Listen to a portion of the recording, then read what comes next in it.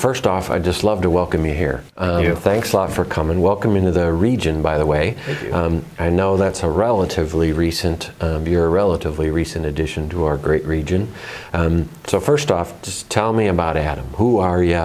What would anybody want to know, need to know, be interested in knowing? Yeah, I think one of the first things I usually tell people that might throw people off a little bit is I come from a unique background. So my early life growing up, I grew up in North Minneapolis, which was very inner city at the time and still is. It was crime-ridden. It was one of the worst United States during the 80s and early 90s when I was growing up there. And, you know, there wasn't a lot of hope or choices for folks like me.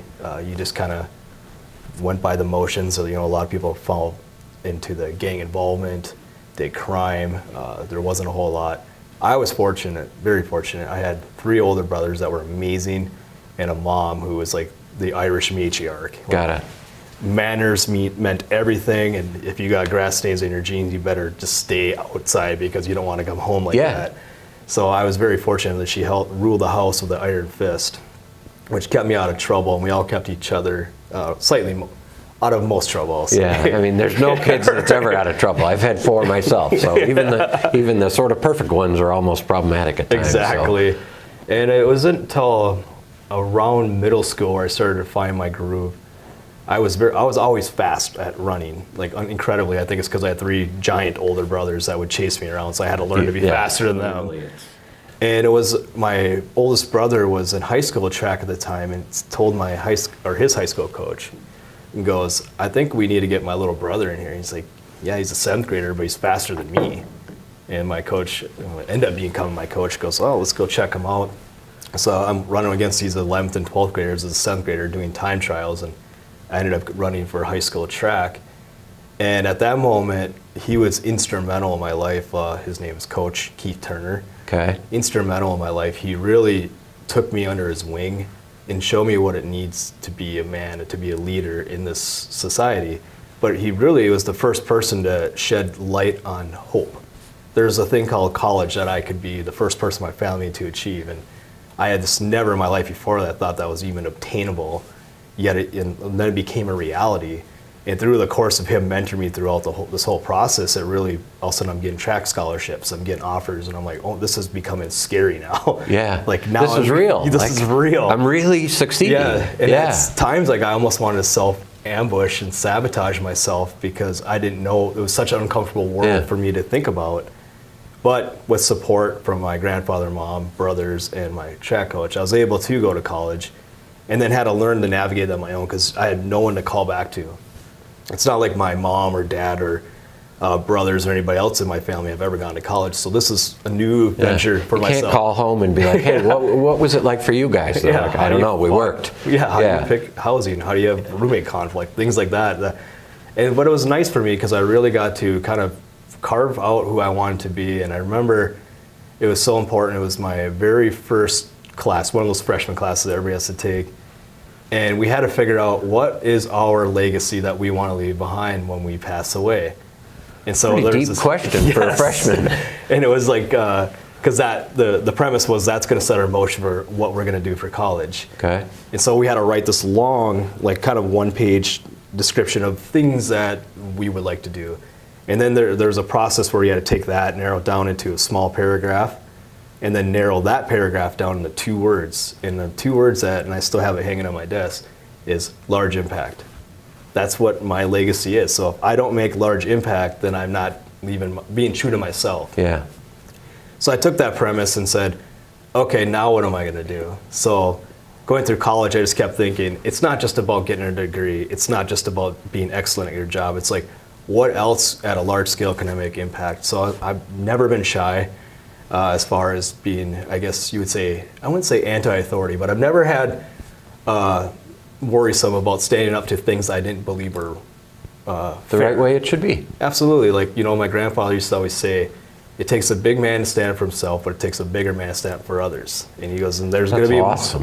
He used to always say there's going to be a moment in your life where you're not going to stand up for others, and it's going to haunt you. And I remember that happened once when I was in, I think, 8th or 9th grade, and I was like, I don't like that feeling. Yeah. I'm not going to let that happen again. I never want to feel that again. No. Yeah. And so it's been kind of my mission to really look at avenues of large impact, whether it was tackling socioeconomic status type things, even working when I was a union member. I ended up becoming like a pretty loud voice for for our union party, which was the Teamsters at the time. Okay. And then ended up going to Steelworker Union and really just trying to be the advocate, because I was a young kid. I knew if they were going to fire me or didn't like me, it's not, it's not my livelihood. Yep. Where some of these people have been there for 20 plus years. This is their livelihood. Yep. And they can't fight. They can't speak they can't out. do it. Yeah.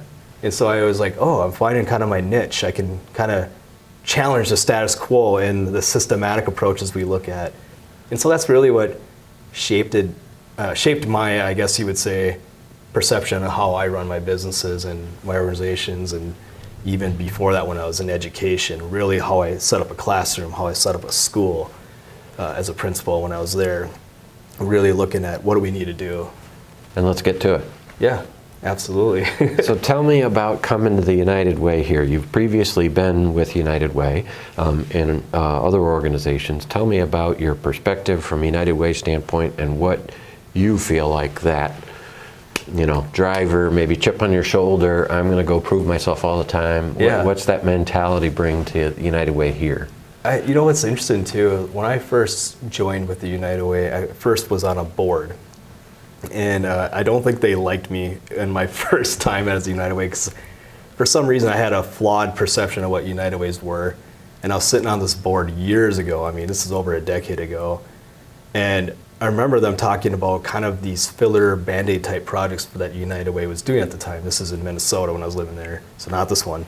But they were really talking about, we're gonna give every kindergartner a backpack and school supplies. And I'm like, well, how long have you been doing that? Oh, for 30 years. And I'm like, why? Let's look at why do all these kids need school supplies and backpacks, and let's make it appropriate. Let's make sure we can figure out the root cause. And I realized I was kind of playing devil's advocate. And like no one was venturing with me on this journey. And I'm like, okay, this is odd to me. So as I started in my nonprofit career, I still had this kind of perception of United Ways that they're just fillers and Band-Aid projects. They're not really looking at making change. It's kind of gimmicky, I guess you would say. And then I realized when I got convinced to join as the CEO of a former United Way, then I realized they're not that way. There are some out there, but a lot of them are really trying to be the instruments of change in their communities. And I felt like this is where I can fit in. So in my last United Way, I was able to really make some pretty monumental changes in a really difficult area. So coming here, I got to be really picky. I knew living in rural Arizona I had about a 3 to 5 year shelf life, and I told them that when they hired me. And that's what I made it to 4 years, and I'm like, okay, no more. I don't think I can make it the 5th year. Start looking for new opportunities, and I started really thinking about what matters to me the most, and it's the Midwest values. I miss that living in Minnesota. I miss that sense of community that is true to the Midwest, and so I started putting out job, feelers out there to see what's available. And unbeknownst to me, I ended up getting 5 interviews, which felt crazy at the same time, for 5 different positions. Got offered 5 jobs at the same time. Wow. And I'm like, great situation to be in. And it allowed me to be really picky about where I really wanted to be. Because people always ask me, why Northwest Indiana? Like, oh my God, and I tell them it's not the money. It's not exactly Palm Beach or Miami right. or, And I was Scottsdale absolutely. And so I just tell them, like, I said, there's a sense when you leave the Midwest, you can start reflecting on what you miss. And when the board brought me up here for my final interviews, and I got to explore, they sent me up here for a handful of days so I can meet people and explore before I made my ultimate decision. I really saw that people here were so connected to each other and so connected to their communities, and that's what really is like, this is what I want. There's challenges in every community, but if we don't have a sense of community or a sense of belonging, then there's no point. We cannot make change. And so I was like, this is an opportunity that I can't pass up. I see us as a right position. I was part of a merger in a prior United Way, so I have that experience come into this one. And I see this as a ripe opportunity for us really to merge as a whole community and look at this from a larger perspective than just from town to town to town. Your approach, I think, calls for almost constant questioning. Like, let me just walk into the situation and what could be different, what could be better, what isn't good that needs to be better, and what's good that could be great. And I think we shared some observations earlier just about sometimes when you come in with that fresh approach, not everybody's even eager for a fresh approach. They're like, but wait, we did it this way forever, and isn't that just the right thing to do? How do you engage with those groups to say, hey, listen, just drop your defenses for a little bit. We actually might be all better off working together. Yeah, and I think that's. But you got to be open to that possibility. They do. Yeah. And there are some people where tradition means more than anything, and that's okay. And I have to deal with that in any aspect of my careers. There are people that are willing to change on the fly, and there's people that it takes time. And I don't disrespect that at all. I really do. The people that need a little more time to come to the table, I work with them and keep them as part of this communication channel, to show them the possibilities, to explore, to invite them to events, to invite them to different impacts so they can see firsthand, like, there are possibilities to go outside of my comfort zone to make change. But those that are willing is really bringing them together to explore what can we do together versus alone to really make change. I think what's the saying, I always screw this up, but it's something like, if you want to go fast, go alone. If you want to go far, work together. Yeah. And that's the philosophy I live by. Like, yeah, we can just work in our silos and get our organization to lightning warp ahead, but our impact at a large scale is just not there. Yeah. And so it slows it down to work together, but together we're going to make the large change. And if we make large change and it starts impacting us as a region, now we're going to see economic growth, we're going to see lower crime, lower substance abuse, lower domestic violence, increase in education attainment. I mean, it's endless possibilities of where we can go with this. And I think that's the exciting thing when I've been talking to people, is there's way more people that are receptive to, let's work together. I've been waiting for someone to get us out of our silos. There's just there hasn't really been a leadership in an organization to drive that force yet. And I think that's where us as United Way can really lay a hand in expertise, and is really being that neutral group to bring these groups together to start working on a common focus and make some impact. Because whether it's food or after-school programs or healthcare, there's a lot of people trying to help, but they're probably almost vying sometimes like competitors or turf protectors, and you're like, hey, listen, there's a lot of turf to cover. How about we all just work together so we don't duplicate anything, but ultimately we help more people. Absolutely, and I think a lot of nonprofits are getting a little savvy about this too now, because donors are a lot of donors are requiring that partnership. So, well, who are you partnering with on this? What agencies are you working with? Just by yourself? They're reluctant to fund, but they're going to fund if, I remember being in my last United Way, and we were the largest funder in our entire region by far, and that was the thing we would look at, like, who's partnering with who. If you're working at 5 agencies that come and apply for one grant through us, we're like, wow, this is incredible. Even though it might be a $750,000 request, we can see the impact and we can scale that. So we're like, yes, we'll write you a check. But if they came individual and asked us for $100,000 each, we'd be like, nah, it doesn't really seem fair. Yeah. And I think this is where a lot of these foundations and donors are really going. They want to see this collective energy, because for them, they see that it makes impact, but also it's more bang for their buck too. Yeah. And ultimately, people are just getting more and more selective about what they're going to give to. There's a lot of nonprofits around, so there's an abundant array of choices. It's like waking up for coffee in the morning, like you got 10 choices to go for coffee. Right. Where I remember growing up, where like you asked for a cup of coffee and they gave it to you, and it was the same kind of coffee you have everywhere else. It's like cream and sugar, and that was your choice. Yeah, exactly. These choices of flavors. flavors. Like, wait, there's how many now?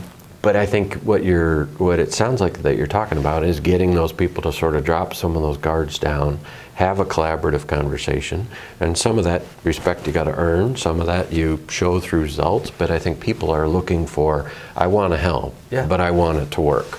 Absolutely, and I make fun of my United Way colleagues from other United Ways, because we're a tight group. Like, we have 1,400 United Ways across the United States, but a lot of us will interact with each other. We just develop kind of partnerships and friendships.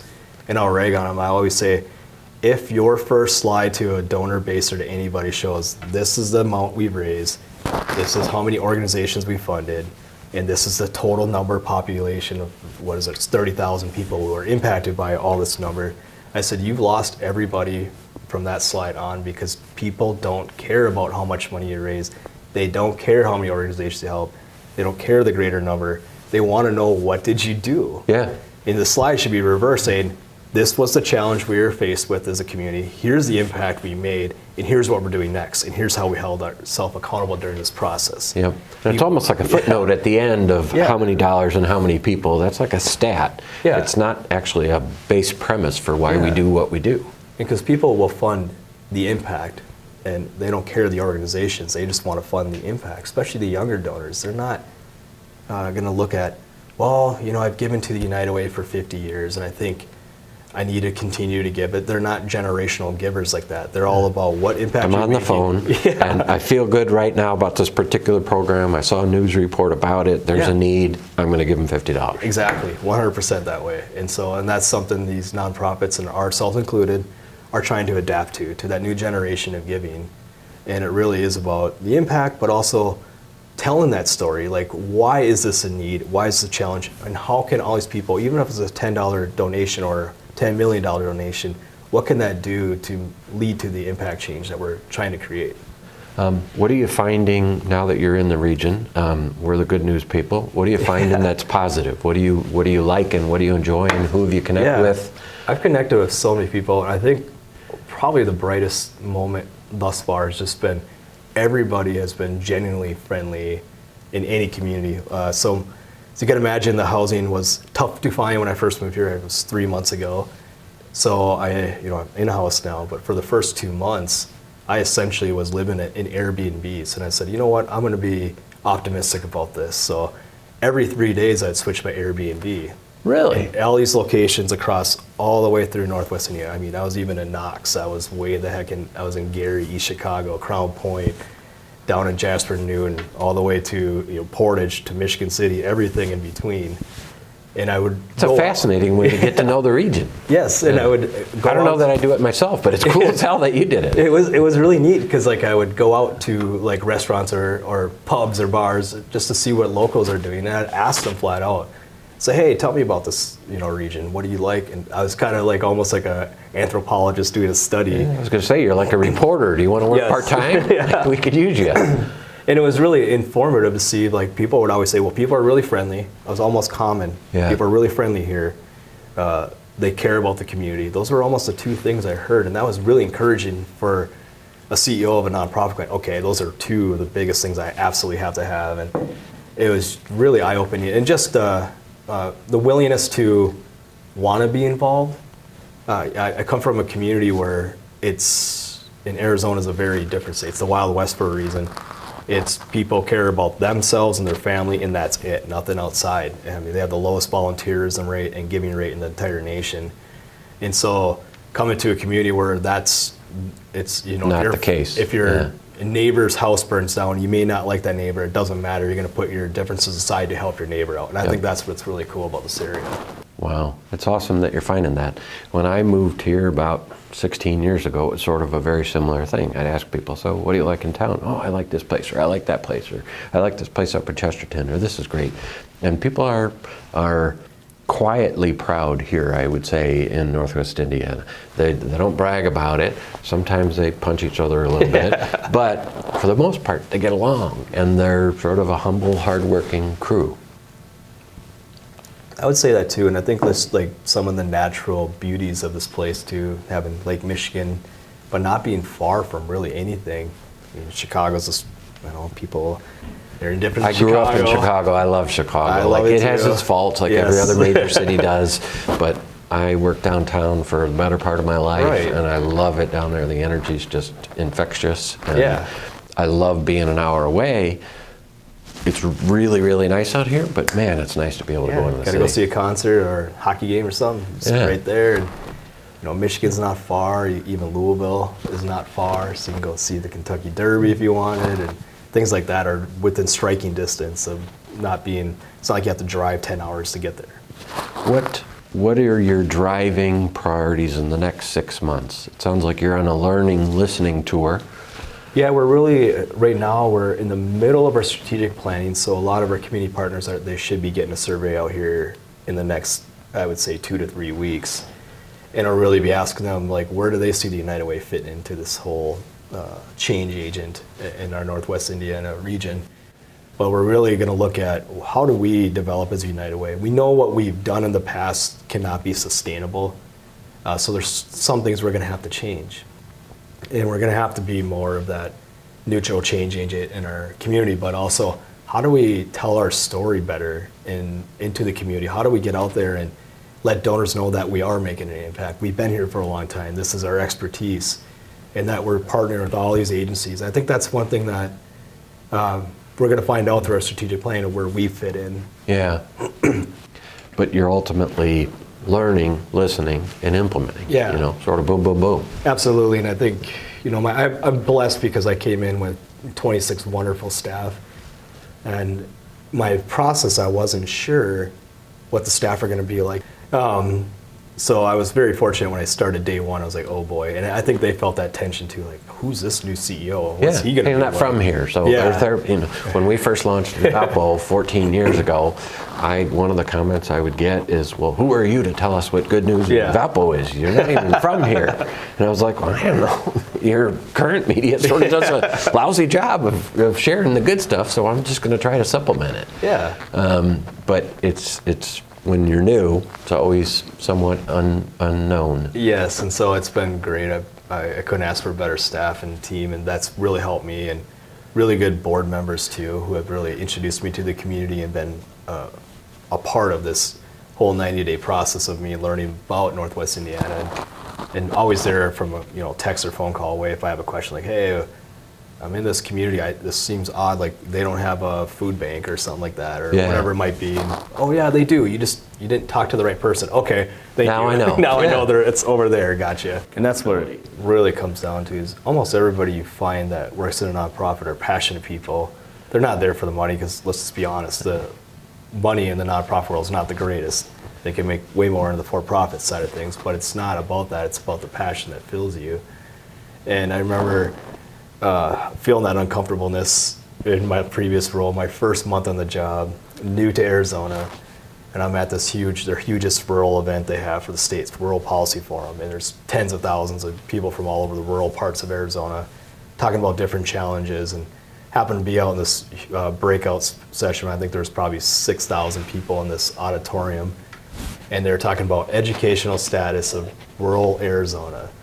And I remember being from Graham and Greenlee County, Arizona. That's where our service region was at the time. And they were saying, who's from these counties? And I raised my hand. Everybody from my county, they're sprinkled around.